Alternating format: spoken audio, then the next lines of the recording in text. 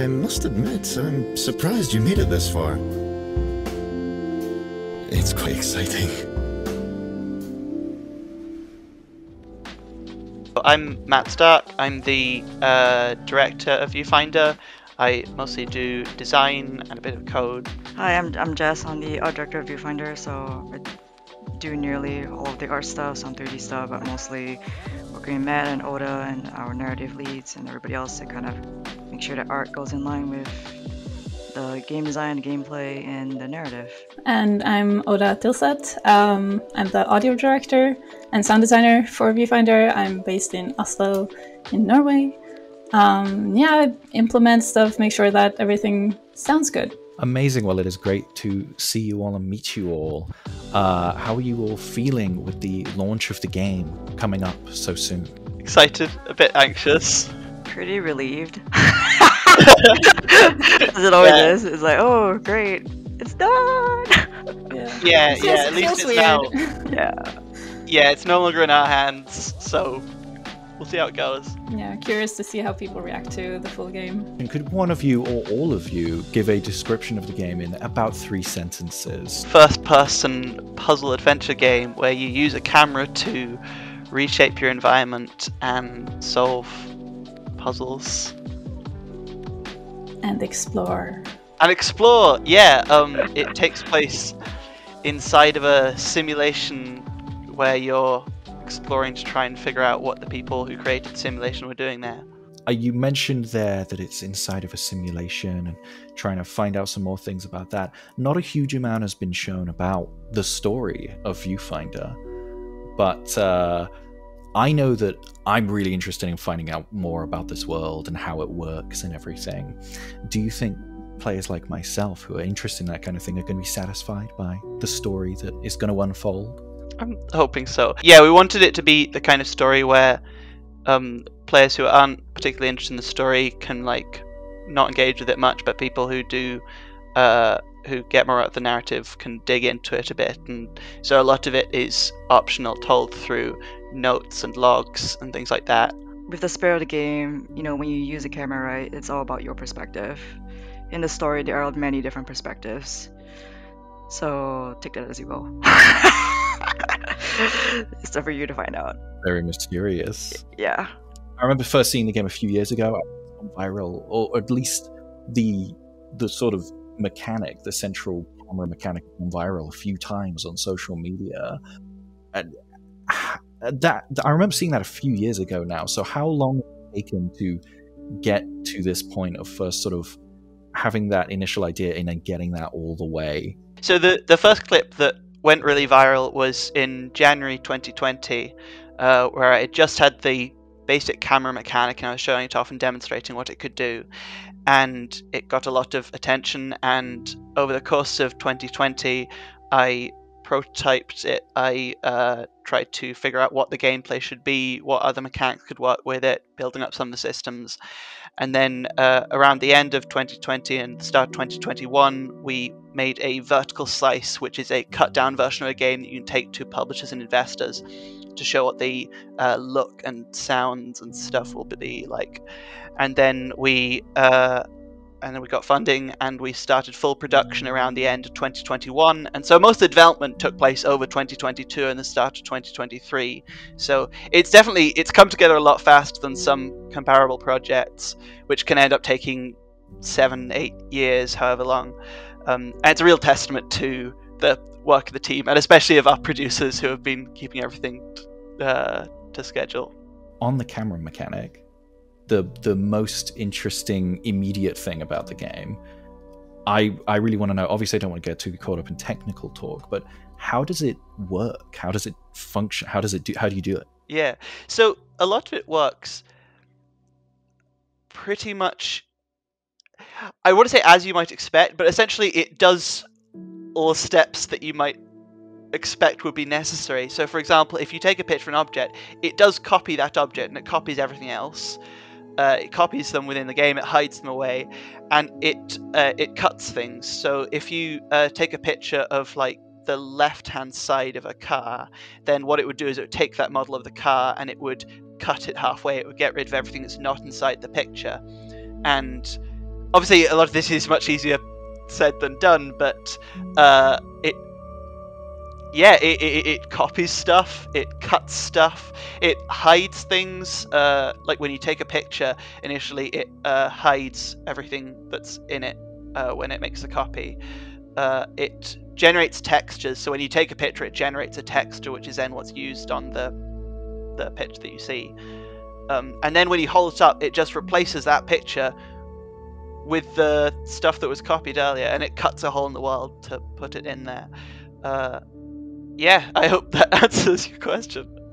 It answers my question, but also makes me want to ask a whole load of other questions. I'm not. Every piece of this game has such challenging implications when it comes to implementing things. Yeah, I would say because of that too, a lot of the art decisions have been based around this, like the camera mechanic, because of that, which in a way makes things a lot easier, because that's the only thing you have to be aware of. Yeah, because it has a knock-on effects for other departments as well. So, for example, Oda does audio stuff, and yeah, and the implications of that is if you have suppose you have an object that's emitting a sound, and the sound has a beginning, a middle, and an end. It's like a finite length, and you take a picture of it halfway through the time when it's making that sound, then you need it to pick up from where it left off when you place that copy. You need to copy the object to start emitting that sound, but only do it halfway through. And also, if you take a photo of something and then place it on top of something that makes a sound, that sound has to stop. Or if you take a picture of something that is making a sound and you place it on top of, let's say, a tree, which has a lot of like rustling wind, but you only cover half the tree or leave a little bit left, then we still want the tree sound to be audible when you go really close, but you don't want it to be as loud as it was before. And also, we had these issues for a long time with foliage sounds, because if you walk through a bush or a tree, you get these rustling sounds. But if you place a photo on top of where that was, for a really long time, when you walk through that area, even though you can no longer see a tree there, you would still hear the sounds. So there are a lot of really weird bugs and things that we have to fix with the audio there, that on the visual part, there was nothing there that said that there's any issues here, but we definitely discovered a fair amount of bugs just because you could hear something that was not supposed to be there. Obviously, there's a slicing mechanic, so something interesting that I noticed is that nobody's actually attempted to slice any actual objects in the game. I think that's a missed opportunity right there. There's a lot of interesting things that you can slice, and you'll be like, oh. Well, maybe I'll have to start going around and slicing things open, seeing what's inside and what I can hear. But as I have already said once, I feel like every question that you're answering for me is bringing up a whole host of other questions about how everything works, and it doesn't help that I'm not a programmer. I don't know how these things work. It's all Greek to me. It's magic. Yeah, it's also one of these cases where a lot of the work goes into the things that you don't notice, or like making it so that you don't notice it. For example, the plants, they blow in the wind, and when you place a picture, the plants inside it blow in the wind, and that's a technical nightmare, but it's something where when we do it just right, you won't notice anything happened at all. Like it's expected. Yeah, you expected that behavior, so you don't notice anything is wrong. But if you get it wrong, then it's instantly obvious that it's super out of place or it's done badly. I played one of the earlier levels where it's literally just you go in and there's a painting, and then inside the painting is a drawing, and inside that is a cartoon world, and then a pixelated world, and it's just insane, all of the ways that everything just expands out in that level. That's the first moment in the game that really made me go, wow, this is impossible. This is genuine sorcery. Yeah, so in early prototypes of the game, so you know how one of the pictures you find in there is a children's drawing of a crayon house?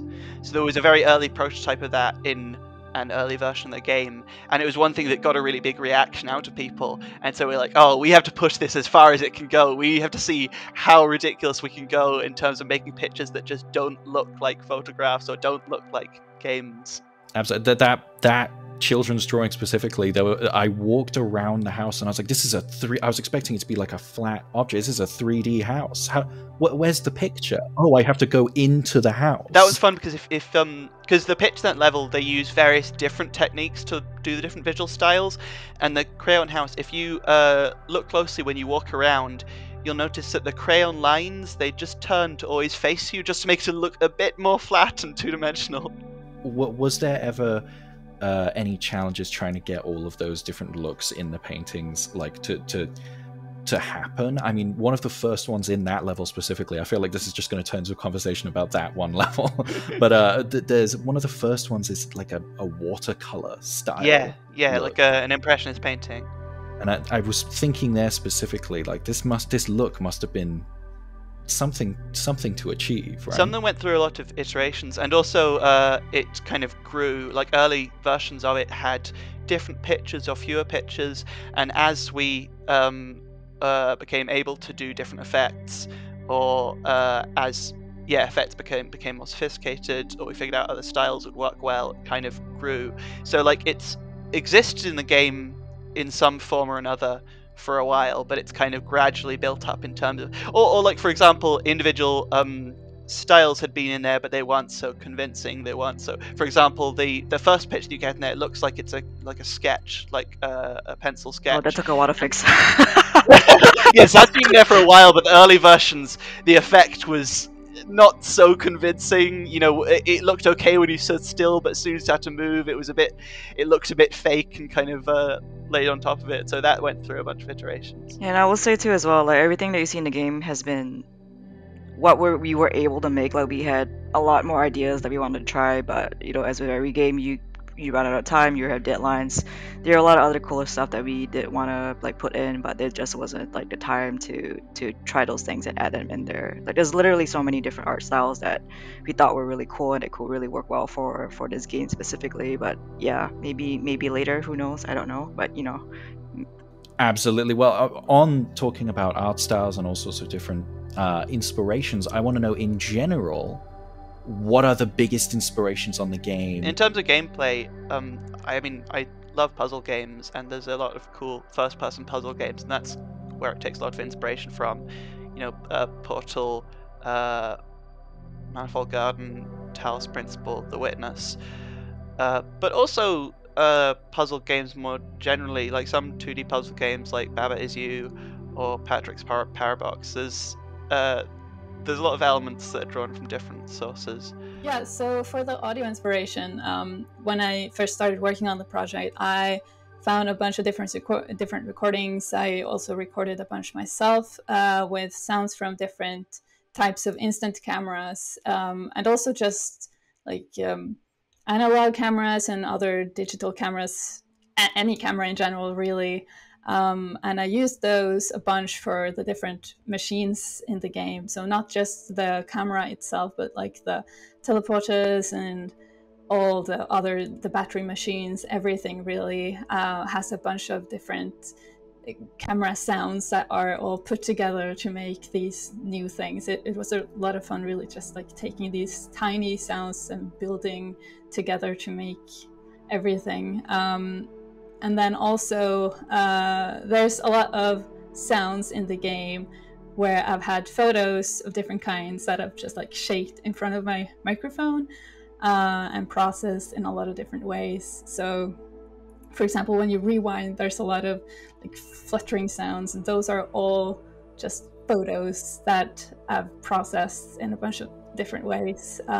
It's used for so many things I've kind of lost count at this point. I don't really know. It's just everywhere. So you're basically surrounded by cameras at all times.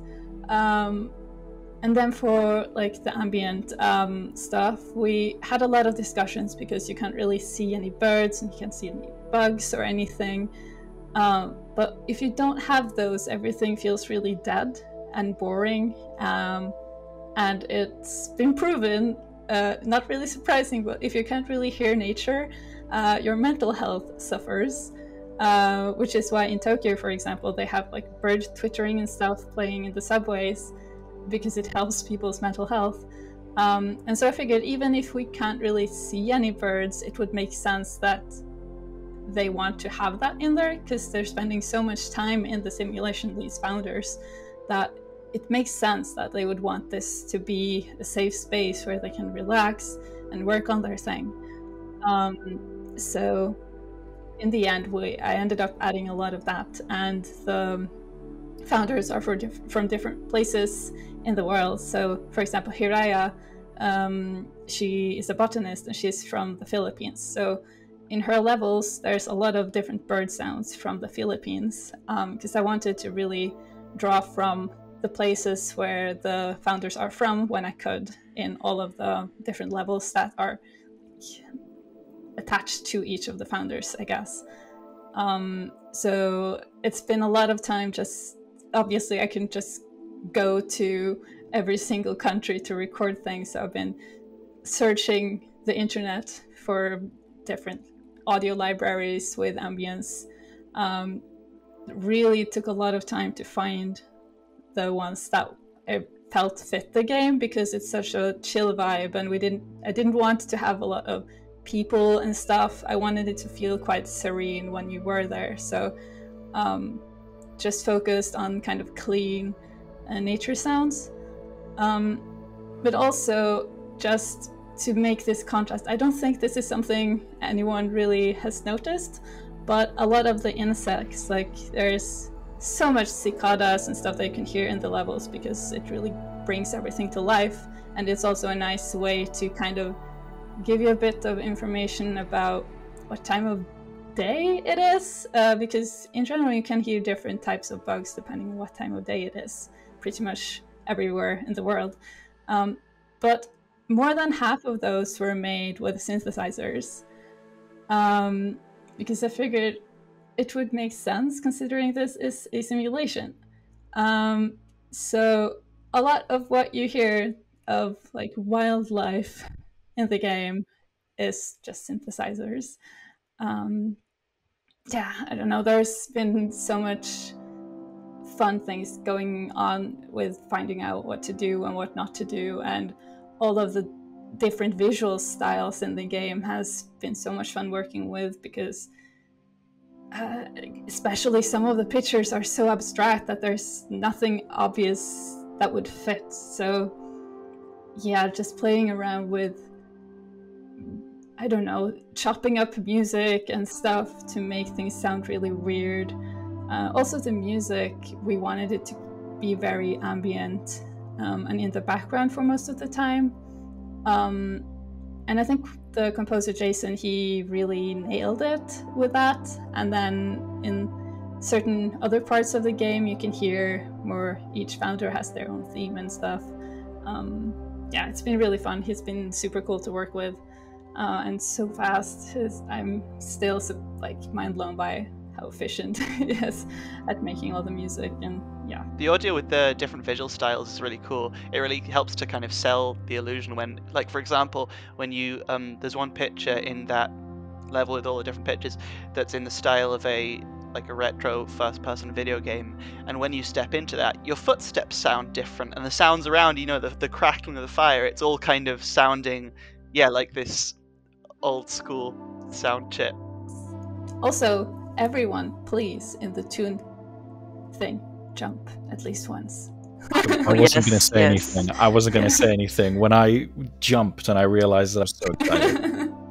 Yeah, it's like every time I've seen someone play the game and they jump and their face just lights up when they're in the photo, when they realize, it's just so much joy. But yeah, it just in general, try to walk into the photos, even if it seems like they're just like nice to look at.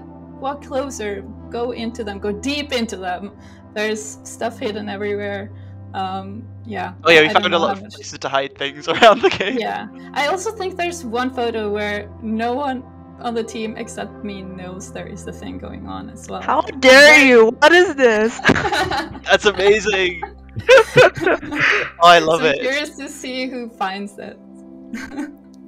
I can't wait. I'm going to be searching every corner of the game. Please do. So yeah, initially, as you can tell by most of the aesthetics, like Viewfinder visually, is really focused on the ideas of dreamscapes, like a retro future, and a lot of solar punk. Like some of the original inspirations that I was looking at were the treatment of light and colors in watercolors of artists like Yoko Tanji and Richard Thoren, as well as some infrared photography. Like we really wanted to emphasize the light and the colors of the shadows, like having colored shadows with really bright lighting, and that turned out pretty well because of the slicing mechanic. So all of our lighting is big lighting, but that also allows us to do the things that we wanted to do, which is to create a sort of really bright, vibrant, very zen mood throughout most of the game. In terms of architecture, I mean, the brutalist style was the suggestion from George, who is our executive producer, but I thought it would work well given the minimalism and also the original purpose of brutalism, which is to provide like mass, low-cost housing, and kind of add it to the theme of like utopia that or like like a Zen utopia, like a very pleasant place to be, which is what we're trying to establish in the simulation, or how Viewfinder represents a really hopeful world and what the founders were trying to do in that world. A lot of the repetition elements in brutalism also helps to create like a soothing, peaceful rhythm. And the plain material actually allows like a lot of the vibrant foliage and the colored shadows to shine. So you have like a really nice emphasis of like the pops of the vegetation against this sort of like the concrete that serves as a really nice like plain like building blocks, I guess, for people to create things with. If you're talking about like the foliage has to be somewhat stylized without landing in the overly cartoony stage. So we Sophie's our art lead. We did a lot of 3D look dev to figure out what was really what we wanted in terms of the range from stylistic to realistic. Like there's just a huge range, and there's been a lot of other games out there that did a really good job in a wide range of styles. So we basically did a lot of research in terms of what we wanted and trying to get the materials that we wanted for the look that we wanted. So that kind of plays into the textures a bit. Like a really huge inspiration was Dishonored. Like the way that they treated the painted textures in that game is actually excellent. Like it's amazing. So we had to do a lot of tests, not to try to get something similar, because we can't do that because of the limitations of our game, but something to achieve that semi-realistic look that's not completely cartoony, but it's also not completely realistic, because that doesn't really fit what we're trying to do here. Like the idea of an alternate, better future was always something that we thought about, and that's hopefully shown in a lot of the electronic objects and the landscape that you interact with in Viewfinder. Like a lot of the feeling that we try to capture, like even with the music and like the audio and the visuals, was like the zen you feel when you climb up a mountain, or when you go on a long hike and you look like an endless landscape, or like you look at the at the atmosphere from really far away. That sort of feeling, that sort of vibe was something that we tried to capture, or something when you're relaxing in your house, you're just sitting there, you're having like a nice cup of coffee or like a drink, and you're just relaxing, like that type of vibe that we were trying to get. A lot of the fluffy clouds and the soft gradient skies were also, we decided to go with this as well, because again, the theme of like a hopeful and a peaceful future. So it's a bit of a double-edged sword, honestly, and that will make sense as you play through the game, because it's like you're looking through things through this like nostalgic and retro aesthetics in the game, but are we looking at it through like a rose-colored lens, or is it something that you actually want? Those are some of the questions that we hope like the visuals will bring up as you play through the game. I just wanted to call back to one reference. One visual reference that we looked at early on was Mirror's Edge, because that one game does a similar thing where it uses a lot of these very light concrete surfaces, and what it allows is for the light to bounce around and to really like lean into the beauty of having this big global illumination, having light bouncing off surfaces and that kind of thing. Another game I think a lot of people compare it to is The Witness. I think that's because we have bright colors, brightly colored foliage. I think it's funny because we actually did not look at that game at all. It's just a bit of inspiration. So I think it's really interesting that people keep bringing it up as a visual reference, which is I know it's interesting to me, and like what people think of when they look at things, right? Like I can't predict people's reactions. That's always interesting to me. Yeah, we looked at it early on. And we were like, it's nice, but it's not quite what we want. Let's go something else. Yeah, exactly. Like it's nice, but it was definitely not what we wanted. So. And also, like Oda mentioned the founders a bit. Yeah, like each of them have very different personalities, and we did try to represent their backgrounds like faithfully in some of their like main areas are working. I'm gonna say that. So hopefully that comes across as you play through the game. I can't wait to be within that sort of zen mindset up until I get too stuck on a puzzle and then I get frustrated, and That's why the Zen environment's there to help you chill out. Yeah. to balance me back out. Just sit down, Perfect. enjoy the wind a bit. Absolutely. Listen to the sound of the synthetic cicadas. Yes. What are you most excited for players to experience and see for the first time when they're playing Viewfinder? I mean, a lot of things. We kept a lot of things under wraps in terms of the marketing and the demos and stuff. So a bunch of mechanics towards the later parts of the game we haven't shown at any point. So I'm excited to see how people feel about those. But yeah, also just there's a bunch of random stuff throughout the game that people haven't yet had a chance to play with, or like different pictures with interactive elements that people haven't yet played with. There's also there's some narrative moments that will be interesting to see people experience. For sure. I don't want to say anymore, but yeah. For me, definitely the narrative moments. I'm pretty excited to see as well, like what people get up to with the mechanics in some of the later puzzles. Like whatever we've seen of the demo currently already blows like our team's minds. Like we're just always amazed at how people, use the things that they were given to just do honestly pretty crazy things, like things I've never thought of, which is always a great part. Speedrunners so I have was just about amazing to say, things. I'm curious to see how fast people can play the game. Yeah, that one bridge puzzle, they just literally bridged it that way, and it takes a lot of skill to do that, to solve it in that way. I was like, wow, completely. The speedruns are fun to watch. I definitely recommend checking them out if you've. Yeah, I learned a couple of things there that's been actually useful for testing things later, just to speed through the levels quickly if I have to check a bug in succession with other things and stuff. So. Yeah. And I guess the last thing I'm pretty interested to see people in is what do they think about the cat? Yeah. After everything. Dun dun dun. Yeah, the cat. One thing we didn't realize was that you can get to the cat in the demo.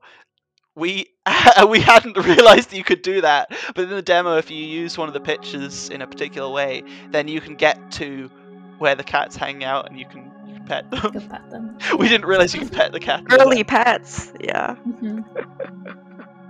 Also, generally, I'm curious to see if anyone has any thoughts at all about the soundscape, because people tend not to pay attention. And if I don't get any comments about the sounds, it's generally a very good sign that I did a good job.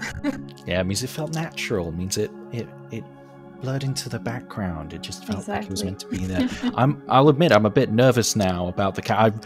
I've just gone to the second area on the tram, and I'm feeling pretty happy about that cat right now. I'm a bit worried about what might happen to my feelings about that cat as time goes on.